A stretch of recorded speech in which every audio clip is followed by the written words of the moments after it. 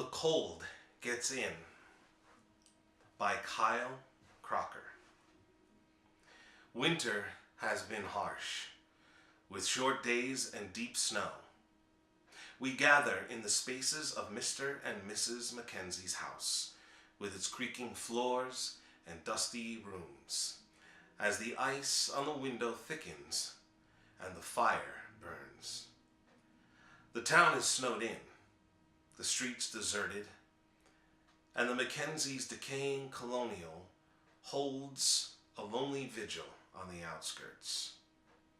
Its windows are old, its insulation needs replacing, and its flue lets in too much cold air, which makes the fire gutter and threaten to go out.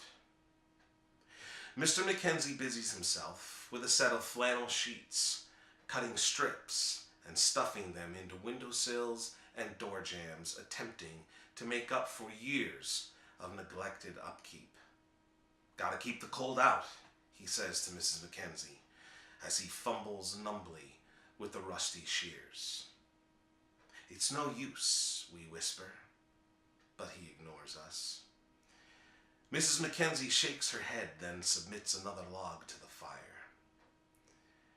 "We need to be more careful with the firewood," warns Mr. Mackenzie, "or it won't last out this front, then neither will we." "Oh, George," says his wife, as she sinks closer to the hearth, wrapped like a mummy in her shawl. "The wood's the least of our problems. We need food and water. We need old Sherm to come plow us out." We listened for the sound of a snowplow, but we hear only the whipping wind. At regular intervals, Mr. Mackenzie trudges outside to gather a kettle full of snow, which he hangs above the fire to melt. With the pipes frozen, it's the only source of water. The trek leaves him deathly pale, save for his scarlet nose and purpling hands, and he shivers in front of the fire, saying it never quite takes the chill out.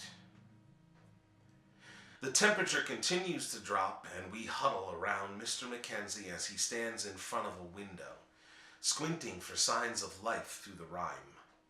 Mrs. Mackenzie shuffles out of the kitchen, a plate held between her haggard hands. "This is the last of the canned ham," she says, "and there's not much left after this. We need old Sherm to come plow us out," Mr. Mackenzie finishes for her, breathing plumes on the opaque glass.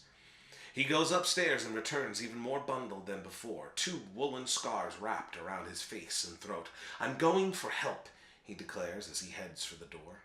"Sit down, George," says Mrs. Mackenzie. "You'll freeze to death out there. Then where would we be?"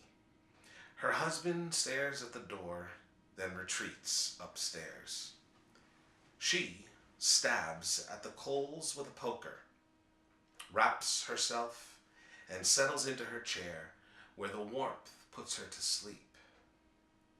She wakes in the dark to find the fire almost burned out.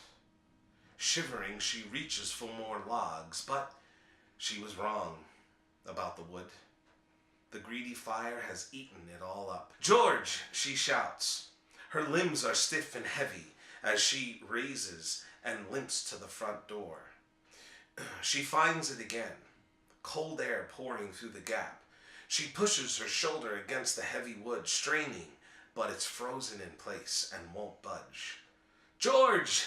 she cries desperately, knowing somewhere inside that an answer won't come. "We went with him," we say. Her expression becomes panicked. She flees back to the fireplace, losing her shawl as she goes. She upends her old rocking chair onto the dying coals and fumbles with a box of matches on the mantel, but drops them from her shaking hands. "We're still here," we howl as we surround her. The fire no longer keeps us away. She doesn't hear us, but she feels our touch, and she shudders. She collapses against the fireplace as the last shred of warmth fades. The house falls still, except for the wind in the places where the cold